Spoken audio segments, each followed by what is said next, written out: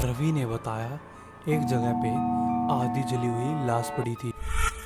वहाँ पे एक लाश लटकी हुई थी जो कि कुछ बोलना चाहती थी उससे। वेताल नाम तो सुना ही होगा।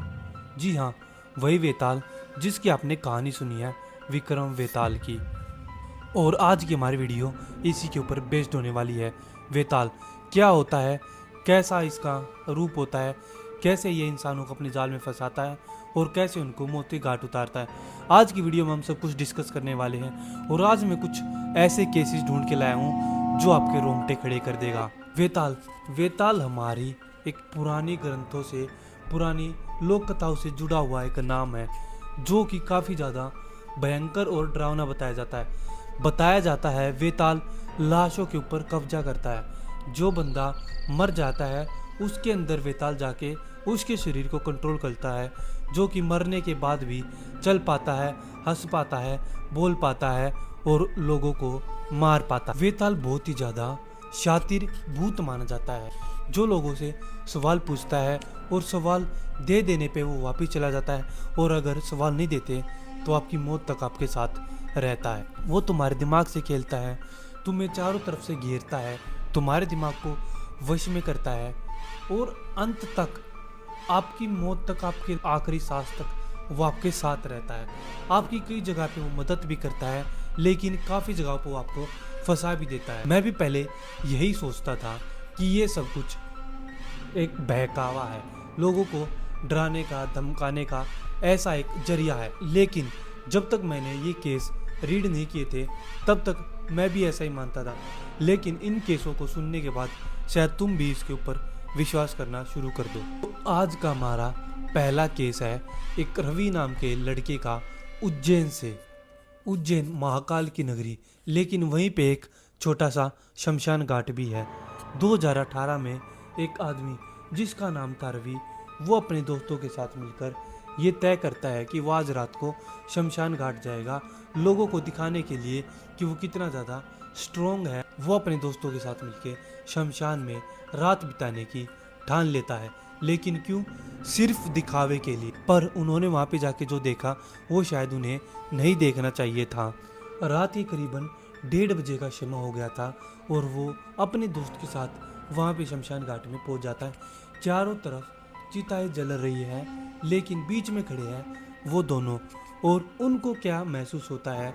स्मेल जलने की, स्मोक, धुआं जो आसपास लोग जल रहे थे उनका, और एक अजीब सी खामोशी जो उनको अंदर ही अंदर परेशान करी जा रही थी।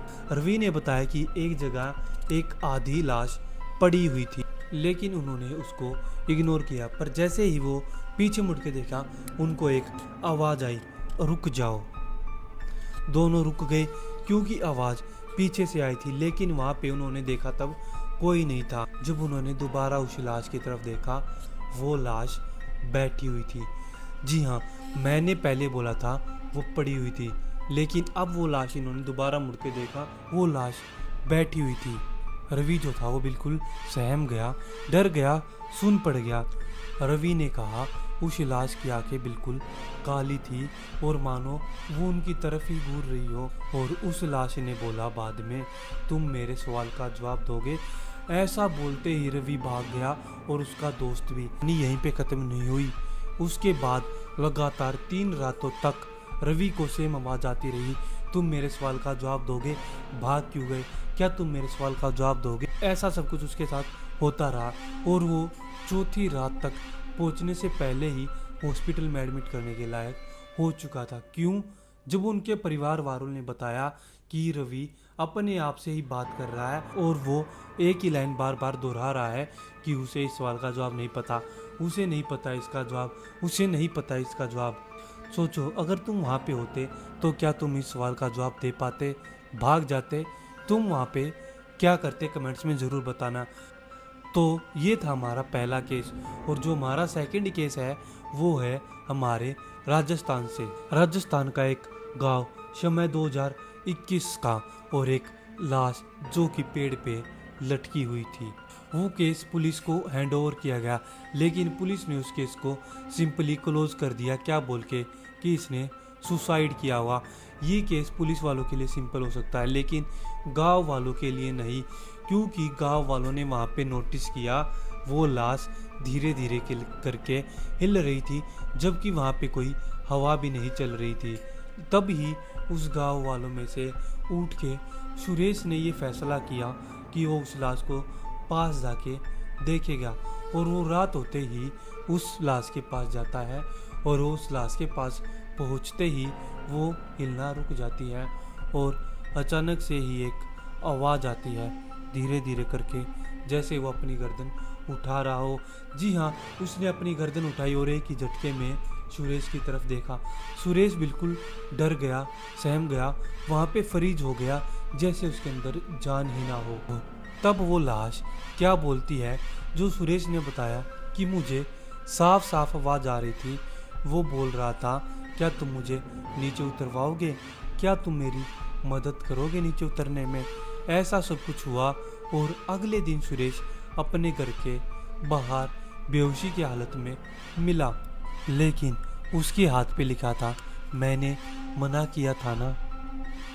ऐसा सब कुछ होने के बाद वहाँ पे एक पुजारी को बुलाया गया इस लाश को जलाने के लिए और उसका डर खत्म करने के लिए। जैसे तैसे करके कठिनाइयों से वो उस पुजारी उस लाश को जला तो देता है, लेकिन उसको जलाने से पहले ऐसा ही सेम 3 लोगों के साथ और हो चुका था। आप लोगों ने नोटिस किया होगा, दोनों ही केसेस में सेम पैटर्न है। वेताल बहुत ही शातिर और खतरनाक एंटिटी है। वो डायरेक्टली अटैक किसी के ऊपर नहीं करता है, वो उनके माइंड को कंट्रोल करता है, धीरे धीरे करके उनको अपने वश में करता है, उनको अपने जाल में फंसाता है और अंत में वो उनको उनकी मौत के करीब तक पहुंचा देता है। शायद तुम सब लोग सोच रहे होगे ये एक हेलुसिनेशन हो सकता है, चलो मान लिया हो सकता है, लेकिन हमारे भारत देश में इतना बड़ा देश है, वहाँ पे अलग अलग स्टेटों में अलग अलग जगहों पे अलग अलग आदमियों के साथ सेम पैटर्न में सेम चीज़ें कैसे हो सकती है, कमेंट्स में ज़रूर बताना।